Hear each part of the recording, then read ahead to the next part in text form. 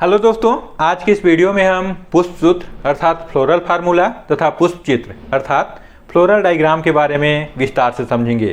तो आइए इस वीडियो को शुरू करते हैं। देखिए, पुष्प सूत्र के द्वारा पुष्प की संरचना को संक्षिप्त रूप में व्यक्त किया जाता है।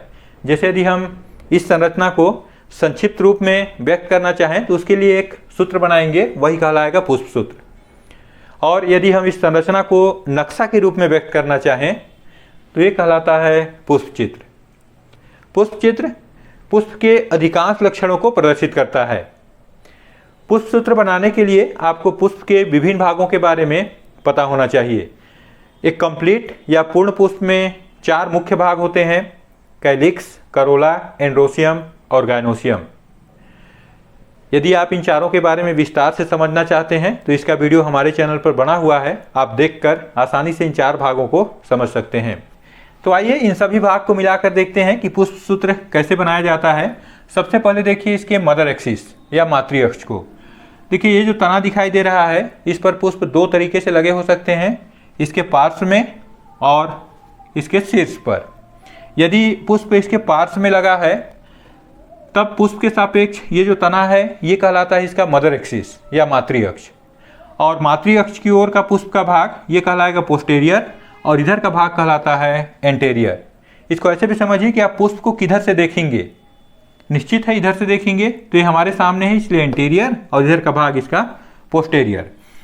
अब यदि पुष्प इसके शिखर पर खिला हो अर्थात तने के अग्र सिरे पर खिला हो, जैसे कि आप सदाबहार के पौधे में देखे होंगे, उसका पुष्प शाखाओं के या जो मुख्य तना है उसके अग्र सिरे पर खिलता है, या प्याज को देखिए उसमें भी जाकर ऊपर ही खिल जाता है।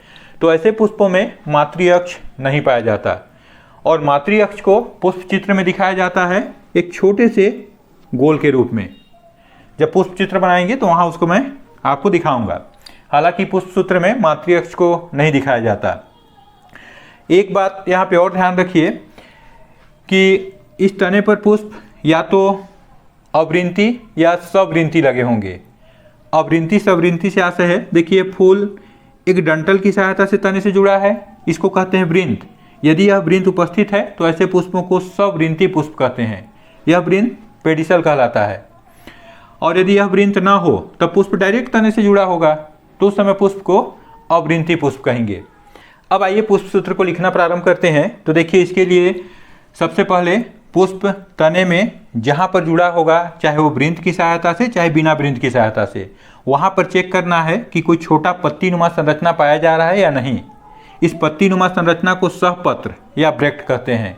यदि यह उपस्थित है तब पुष्प सूत्र में हम लिखेंगे ब्रैक्टिएट फ्लावर BR, और यदि यह अनुपस्थित है तब लिखाता है ई ब्रैक्टिएट फ्लावर EBR। सहपत्री असहपत्री। यहाँ एक उदाहरण भी लेते चलें, धतूरा अल्बा जो कि सोलेनेसी कुल का पौधा है, इसमें सहपत्र नहीं पाया जाता, तो इसका पुष्प सूत्र में हम लिखेंगे EBR। और इसका भी यहाँ लिखते हुए चलें, आपको समझ में अच्छे से आएगा। तो चलिए इसको देखकर लिख लेते हैं। इसमें चूंकि सहपत्र उपस्थित है तो इसका सूत्र बनेगा BR। अब उसके बाद आगे बढ़िए। इसमें देखिए, जहाँ पर यह सहपत्र उपस्थित है यहाँ, और जहाँ पर पुष्प के मुख्य भाग चारों भाग लगे हुए हैं, ये जो मोटा सा थैलेमस दिखाई दे रहा है जिसमें पूरे टिके रहते हैं, इस थैलेमस और इस सहपत्र के बीच में यदि कोई और पत्तीनुमा संरचना उपस्थित है तब उस पत्तीनुमा संरचना को कहते हैं सहपत्रिका ब्रैक्टियोल। और यदि यह उपस्थित है तो BRL लिखेंगे, यदि अनुपस्थित है तो ई ब्रैक्टियोल EBRL। इस पुष्प के लिए इसमें लिखेंगे हम BRL, और धतूरा में यह भी नहीं पाया जाता तो उसके लिए भी इसमें लिखेंगे EBRL। अब उसके बाद इसमें और आगे बढ़िए। यहाँ पर जैसे इसका मुख्य भाग अर्थात थैलेमस जहाँ से प्रारंभ हो रहा है, वहाँ पर हमको पुष्प के बारे में 2 पॉइंट बताना होगा। पहला उसका सममिति या सिमेट्री, और दूसरा उसका सेक्स या लिंग। अब देखिए, सममित 2 तरह के होंगे। जैसे देखिए अंग्रेजी के अल्फ़ाबेट अक्षर O, यदि इसको कहें और इसको आपको बोला जाए कि दो बराबर भागों में बांटिए, तो आप इसको कितने दिशाओं से बांट सकते हैं? कहीं से भी काटेंगे दो बराबर भागों में बटेगा। तो ऐसा पुष्प जो किसी भी दिशा से काटने पर दो बराबर भागों में बट जाए, वह पुष्प कहलाता है एक्टिनोमार्फिक या त्रिज्या सममित। और उस पुष्प के लिए जो हम संकेत उपयोग करेंगे वो इस तरह का गोल बनाकर उसके बीच में ऐसे धन बना देंगे। और धतूरा में एक्टिनोमार्फिक होता है, तो यहाँ हम इस तरह का सिंबल बना लेते हैं। और ऐसा पुष्प जो सिर्फ एक दिशा से काटने पर दो बराबर भागों में बटे, जैसे अंग्रेजी के अल्फ़ाबेट अक्षर ए को देखिए, इसको यदि हम काटे दो बराबर भागों में तो सिर्फ एक दिशा से ही दो बराबर भागों में बटेगा। तो ऐसा पुष्प जो सिर्फ एक दिशा से दो बराबर भागों में बढ़ता है, इसको कहेंगे हम जाइगोमार्फिक। और इसका संकेत इस तरह से गोल बनाकर सिर्फ एक लाइन रहेगा, या ऐसे प्रतिशत का सिंबल। हालांकि ये भी एक्टिनोमार्फिक ही लग रहा है, लेकिन इसको समझने के लिए हम इसको जाइगोमार्फिक कर लेते हैं। चलिए, अब कैसे पहचानेंगे कि एक्टिनोमार्फिक और जाइगोमार्फिक है? इसको पहचानने के लिए आप पुष्प चित्र रहेगा तो बहुत आसानी से देख के बता सकते हैं, लेकिन यदि पुष्प को देख रहे हैं तो उसको बताने के लिए आप उसके इसको करोला को और उसके कैलिक्स को देखिए। यदि उसमें जितने करोला दल लगे हुए हैं, पेटल जितने हैं, उन पेटल को देखिए, सभी एक ही आकार के होंगे, तब निश्चित है कि वह एक्टिनोमार्फिक होगा। लेकिन यदि अलग अलग आकार के होंगे, जैसे कि मटर में देखे होंगे एक बड़ा सा दल पाया जाता है, बाकी दल छोटे छोटे आकार के होते हैं, तो उसको हम बराबर सभी दिशाओं से बराबर भागों में नहीं बांट सकते, तो होता है एक व्यास सममित या जाइगोमार्फिक। तो ऐसे करके आप उसको पहचान सकते हैं। और उसके बाद यहीं पर आपको एक पॉइंट और बताना होगा, इसका लिंग या सेक्स। देखिए, पुष्प यदि द्विलिंगी है तो इसमें इसका नर जनन भाग एंड्रोसियम और मादा जनन भाग गायनोसियम दोनों उपस्थित होगा।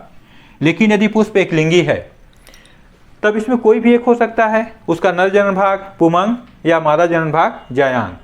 अब देखिए, यदि पुमंग उपस्थित है, एंड्रोसियम के एक भाग को स्टामेन या पुंकेसर कहते हैं, तो पुंकेसर उपस्थित है तो ऐसा पुष्प कहलाता है पुंकेसरी स्टामिनेट। और इसके लिए जो संकेत यूज किया जाता है उसमें आप ऐसे गोल बनाकर देखिए, ये मेल को दिखा रहा है, मेल फ्लावर। और यदि उसमें सिर्फ जायांग, जायांग से आशय है कि स्त्री केसर, स्त्री केसर को पिस्टिल या कार्पिल कहते हैं, तो पिस्टिलेट स्त्री केसरी पुष्प। और उसके लिए हम ऐसे गोल बनाकर नीचे की ओर धन करते हैं। लेकिन यदि पुष्प द्विलिंगी है तो दोनों को जोड़ के आप ऐसे इस तरह से, बाइसेक्सुअल है तो ऐसा संकेत बनाएंगे। तो देखिए, चूंकि इसमें भी दोनों लिंग उपस्थित हैं तो इसमें भी हम इसके दोनों लिंग को दिखा देंगे इस तरह से। और धतूरा में भी दोनों लिंग पाए जाते हैं, वह पुष्प भी द्विलिंगी होता है, इसलिए इसमें भी ऐसे गोल कर हम ये मेल वाला भाग और ये फीमेल को दिखा देंगे। अब चलिए इसके मुख्य भाग में आते हैं, अर्थात ये चारों भाग। किसी किसी पुष्प में इन चार भाग के अतिरिक्त भी इस बाह्य दल पुंज के बाहर एक और कैलिक्स होता है, जिसको कहते हैं परिबाह्य दल पुंज या ईपी कैलिक्स। जैसे गुड़हल में, गुड़हल के पुष्प में देखे होंगे बाह्य दल के बाहर भी 5 से 7 की संख्या में ईपी कैलिक्स पाए जाते हैं।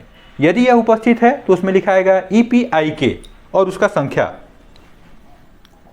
इसमें है यहाँ पर, तो इसको लिख लेते हैं EPIK और यहाँ पर उसका संख्या।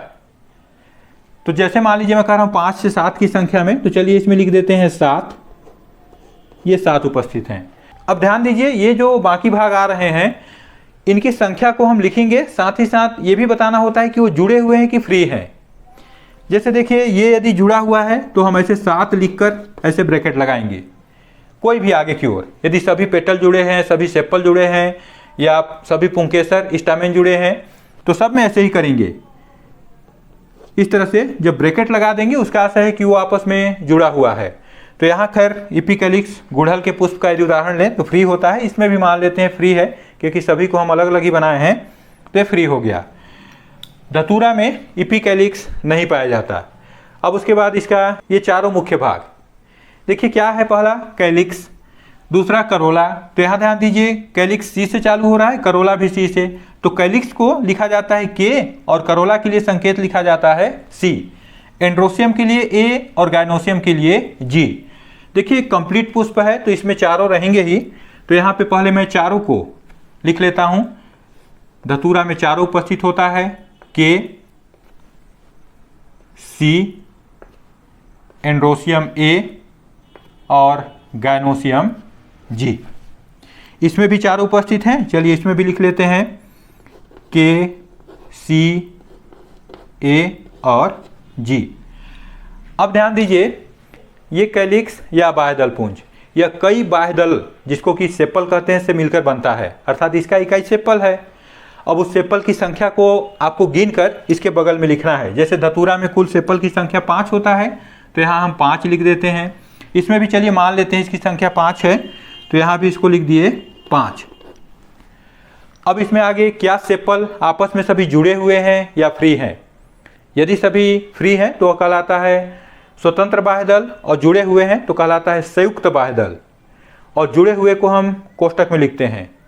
ध्यान रखिए, स्वतंत्र रहेगा ऊपर, चाहे जो भी स्वतंत्र है उसके लिए पॉली शब्द यूज करेंगे, और जुड़ा के लिए गेमो, तो ये हो जाएगा पॉलीसेप्लस या गेमोसेप्लस। धतूरा में सभी बाह्यदल आपस में जुड़े हुए होते हैं, तो हम इस 5 को ऐसे ब्रैकेट या कोष्टक में लिखेंगे। जबकि यहाँ पर देखिए फ्री दिख रहा है, स्वतंत्र है, तो इसको ऐसे ही छोड़ देते हैं। तो क्लियर होना चाहिए, ये कोष्टक बताता है कि वो सभी आपस में जुड़ के एक कोई संरचना बनाए हैं। अब उसके बाद आ गया ये करोला, सी। करोला दल पुंज, इसका इकाई कहलाता है दल या पेटल। इसकी भी संख्या को आपको देखकर गिनना है, और उसके बाद फिर चेक करना है कि क्या वो आपस में जुड़े हुए हैं या स्वतंत्र हैं। यदि स्वतंत्र हैं तब कहलाएगा पॉलीपेटलस, और जुड़े हुए हैं तो कहलाएगा गेमोपेटलस। सिंपल सा है, धतूरा में इसकी भी संख्या 5 होता है, और ये भी जुड़कर एक गोलाकार संरचना बनाते हैं, तो इसको भी ऐसे ब्रैकेट में लगा देंगे। और यहाँ ध्यान दीजिए कि इसमें चूंकि ये फ्री दिख रहे हैं, तो इसको हम सिर्फ ऐसे लिख देते हैं 5। अब उसके बाद ध्यान दीजिए कि कुछ पुष्प ऐसे भी होते हैं जिनमें ये करोला और कैलिक्स मिलकर एक संयुक्त संरचना बनाते हैं, अर्थात उसमें आप कैलिक्स और करोला को नहीं पहचान पाएंगे कि कौन कैलिक्स है और कौन करोला। तो वहाँ पे फिर हम कैलिक्स और करोला अलग अलग नहीं लिखते, बल्कि वहाँ पर उसके लिए एक अलग शब्द यूज करते हैं, परिदलपुंज, पेरियंथ, परिदलपुंज, और इसको दर्शाएंगे पी से। और इसमें जो संख्या रहेगा वो कहलाएगा परिदल, टेप्पल, टेप्पल कहते हैं, ध्यान रखेंगे उसको, टेप्पल। तो ये जो परिदल है इसकी संख्या को गिनकर यहाँ लिखा जाएगा। इसका उदाहरण आपको प्याज में देखने को मिलेगा।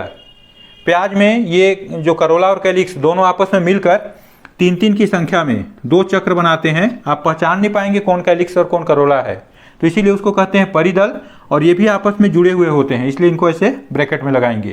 तो यदि उपस्थित है तो ये दोनों गायब हो जाएंगे और उसके जगह में पी लिखा जाएगा। अब उसके बाद चलिए आगे देखिए, इसका नर जनन भाग पुमंग, और इसका इकाई कहलाता है पुंकेसर या स्टामेन। इसकी संख्या भी आपको गिनना है, कितना पुंकेसर पाया जा रहा है उसमें। अब बहुत अधिक संख्या हो, जैसे गुड़हल में देखे होंगे बहुत अधिक संख्या में होता है, तो उसके लिए आप इन्फिनाइट का, अनंत का चिन्ह लगाएंगे। और उसकी संख्या गिनने के बाद आप चेक करेंगे कि क्या वह जुड़ा है या फ्री है, पॉलीएंड्रस है कि गेमोएंड्रस है। तो देखिए धतूरा में इसकी संख्या 5 होता है, और ये पांचों फ्री होते हैं, नहीं जुड़े होते, लेकिन ये जुड़े होते हैं किससे, इस दल के साथ। धतूरा में ये दल के साथ जुड़े होते हैं, तो इसके लिए हम एक और चिन्ह बनाएंगे।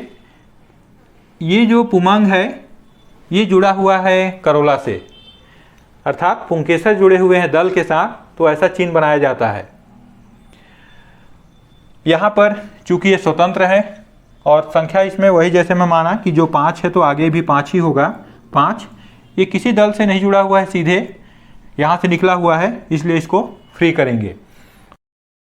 अब उसके बाद देखिए पुष्प का अंतिम चक्र, जायांग या गायनोसियम, यह पुष्प का मादा जनन भाग होता है, और इसका इकाई स्त्रीकेसर या अंडप कहलाता है। स्त्रीकेसर अर्थात पिस्टिल, अंडप अर्थात कार्पल, तो दोनों में से कुछ भी कहिए, उनकी संख्या को गिनिए और इसके बगल में लिखना होगा। हालांकि थोड़ा सा ये कठिन जरूर लगेगा, क्योंकि कुछ पुष्प में ये सभी जुड़े हुए होते हैं। आप इसके अंडाशय को जब ट्रांसफर सेक्शन करेंगे, अनुप्रस्थ काट कर जब इसको देखेंगे तो उसके भीतर आपको कितने कार्पल हैं वो स्पष्ट दिखाई देते हैं। गुड़हल में भी देखे होंगे, सामने की ओर 5 तो निकला होता है, लेकिन सभी जुड़कर एक पतला लंबा नली बनाता है और लास्ट में यहाँ जाकर इसके भीतर देखेंगे तो 5 चेम्बर इसके भीतर दिखाई देंगे। तो ऐसे करके आप उसको पहचान सकते हैं। यहाँ धतूरा में इसकी संख्या 2 होती है और दोनों आपस में जुड़े हुए होते हैं। तो ऐसे ब्रैकेट बनाएंगे। यहाँ पर चूंकि स्पष्ट नहीं हो रहा है, इसको हम एक ही मान लेते हैं। तो चलिए एक हो गया। अब एक किससे जुड़ा होगा, तो इसको ऐसे ही छोड़ देते हैं। अब इसके बाद आपको इस गायनोसियम में अंडाशय या ओवरी की स्थिति को भी स्पष्ट करना है कि ओवरी इसमें कैसा है, इंफीरियर है कि सुपीरियर है कि हाफ इंफीरियर है, अधोवर्ती है कि ऊर्ध्ववर्ती है, इसको भी बताना होगा। तो इसको बताने के लिए ये जो चारों पुष्पीय पत्र हैं, कैलिक्स, करोला, एंड्रोसियम और गायनोसियम, इनको पुष्पीय पत्र भी कहते हैं। इसमें से एक गायनोसियम को छोड़िए, ये जो तीनों पुष्पीय पत्र हैं इस ओवरी के किस भाग से निकले हुए हैं, उनकी स्थिति ओवरी के सापेक्ष कहाँ पर है, उसको आप ऐसे समझिए। जैसे यहाँ पर मैं ये बना दिया ओवरी, यहाँ होगा ये थैलेमस, पुष्पासन, और यदि बाकी जो पुष्पीय पत्र हैं ये इस ओवरी के नीचे से, यहाँ से ऐसे निकले हुए हैं। ये हो गया स्टामेन, पुंकेसर, ये हो गया दल, पेटल, ये हो गया सेपल। तो देखिए इसमें ओवरी ऊपर है, तो ऐसा ओवरी कहलाता है सुपीरियर ओवरी, और उसमें हम ऐसे जी लिखकर उसके नीचे ऐसे अंडरलाइन करेंगे। नीचे से ऐसा है कि ये जो पुष्पीय पत्र हैं ये ओवरी के नीचे से निकल रहे हैं, अर्थात इसमें ओवरी सुपर है, तो सुपीरियर ओवरी। दूसरा स्थिति देखिए, यदि ये थैलेमस ऐसे आधा कप नुमा संरचना में हो जाए और ओवरी इसके भीतर स्थित हो, इस तरह से आधा हिस्सा इसका बाहर रहेगा, आधा भीतर, और पुष्पीय पत्र देखिए कहाँ से निकलेंगे, यहाँ से, इस ओवरी के पार्श्व से।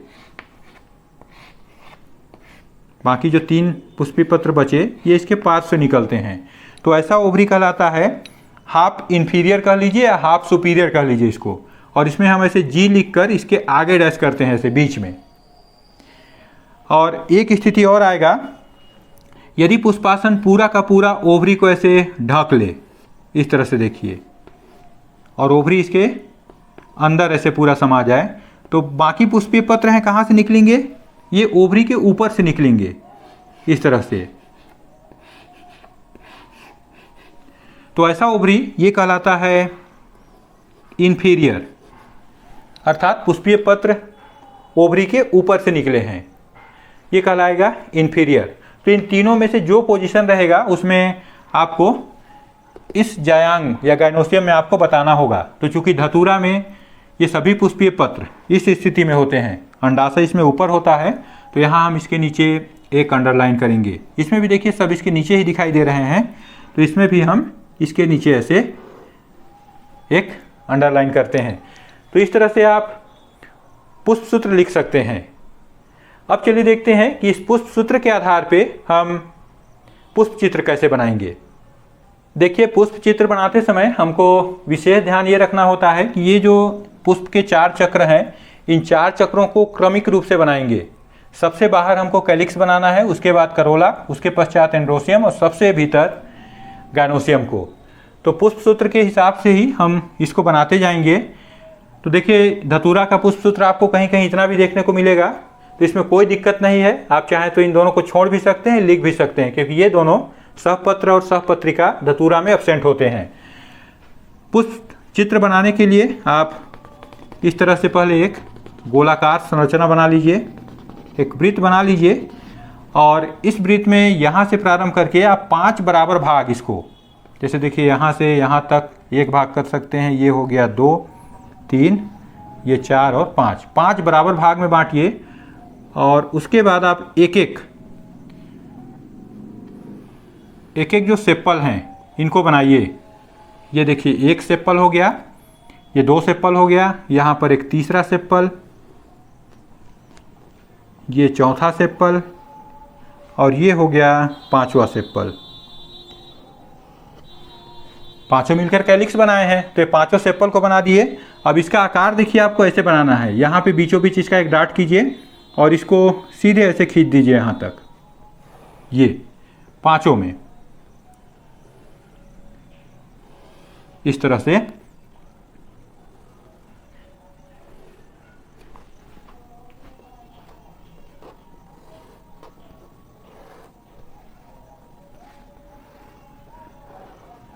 तो ये बन गया कैलिक्स 5, लेकिन ये जुड़े हुए हैं, यहाँ हम इनको फ्री दिखा रहे हैं। तो जोड़ने के लिए आप इसको यहाँ पे इस तरह से बनाकर जोड़ दीजिए। तो ये पांचों आपस में जुड़ गए। अब इसके बाद इसका सेकंड चक्र बनाना है, तो उसके लिए भी आप ऐसे ही एक गोलाकार संरचना पुनः बनाइए इसके भीतर, और इसको पुनः 5 भाग में बांटना है। लेकिन ध्यान दीजिए, इस बार ये जो इसका जहाँ पे सेंटर होगा वहाँ से इसको ऐसे अलग अलग कीजिए। आपको ज़्यादा मेहनत नहीं करना पड़ेगा इसके लिए। इस तरह से इसको हम अलग कलर में बना लेते हैं। चलिए, ये 1 हो गया, ये 2 हो गया, ये 3 हो गया, ये 4 हो गया और ये 5। अब ध्यान दीजिए, इसमें जो करोला अर्थात पेटल को बनाते हैं, तो उसको बनाने के लिए हमको इस आकार को बनाना होगा। इसमें भी ऐसे ही बनाएंगे। यहाँ पर देखिए नुकीला निकाले हैं, यहाँ पर ऐसा नहीं है, यहाँ सीधे इसको गोल जैसे संरचना बना रहे हैं। तो पेटल को ऐसे ही बनाया जाता है। ये सभी दल हो गए इस तरह से। अब उसके बाद चूंकि इसमें भी दल आपस में जुड़े हुए हैं, देखिए, तो इनको भी जोड़ना है। वही कीजिए, इसको भी आप ऐसे जोड़ दीजिए। ये जुड़ गए। अब उसके बाद पुष्प का तीसरा चक्र एंड्रोसियम, उसको बनाने के लिए भी आप इसमें एक इसी तरह से घेरा बनाइए, एक सर्कल बनाइए, और इसमें जहाँ पर ये दोनों आपस में जुड़े हैं वहीं पर हम इसके पुंकेसर को दिखाएंगे इस तरह से। क्योंकि पुंकेसर संख्या में 5 है, तो हम यहाँ पर इसको भी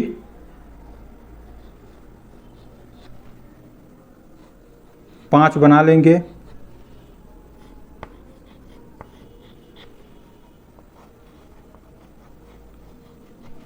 इस तरह से देखिए सभी फ्री हैं, तो इनके बीच में किसी भी प्रकार का लाइन वगैरह नहीं खींच के जोड़ना है, इनको ऐसे छोड़ दीजिए। और किससे जुड़े हुए हैं? ये जुड़े हुए हैं दल के साथ। देखिए इसको जोड़ना है दल के साथ, तो यहाँ आप ऐसे इसको खींच के इसके साथ जोड़ देंगे। यदि आप इसको ऐसे नहीं जोड़ते हैं, इसका आशय है कि ये लाइन नहीं होगा। तो ये बन गया इसका तीसरा चक्र पुंकेसर। उसके बाद इसका अंतिम चक्र जायांग या गायनोसियम, जिसमें हम इसके स्त्री केसर को दिखाएंगे। तो उसके लिए देखिए यहाँ पे आप पुनः एक गोल घेरा बनाइए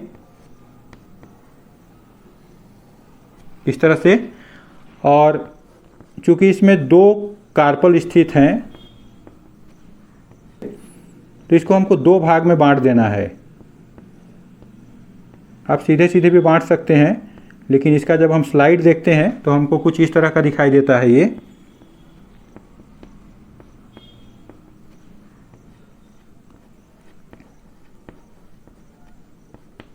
इस तरह से ये 2 चेंबर का बना हुआ। तो ये हो गया गायनोसियम। अब जैसे मैं पहले ही बताया था कि हमको इसमें मदर एक्सिस मातृ अक्ष को भी दिखाना है, तो यहाँ पर ये हो गया इसका मातृ अक्ष या मदर एक्सिस। इसमें क्या किया जाता है, इस मातृ अक्ष में हम इस पुष्प की समिति को भी दिखा देते हैं। जैसे देखिए इसमें हम लिखे हैं इसको एक्टिनोमार्फिक। अब ध्यान दीजिए, जैसे मैं बताया कि पुष्प चित्र में आप देखकर तुरंत बता सकते हैं कि कैसा पुष्प होगा। ये कहीं से भी काटिए 2 बराबर भाग में बढ़ जाएगा ये, तो इसीलिए एक्टिनोमार्फिक है। तो उसको भी यहाँ पर ऐसे शो कर दिया जाता है। मातृ अक्ष के साथ साथ इसमें इसकी समिति को भी दिखा देते हैं। तो इस तरह से पुष्प चित्र कंप्लीट हो गया। इसको और अच्छा दिखाना है तो थोड़ा सा इसको कलर कर लेते हैं। तो दोस्तों, इस तरीके से आप पुष्प सूत्र और पुष्प चित्र को समझ गए होंगे। यदि यह वीडियो अच्छा लगा तो इसे लाइक कीजिए। ऐसे ही वीडियो देखने के लिए हमारे चैनल को सब्सक्राइब कीजिए और दोस्तों के साथ शेयर कीजिए।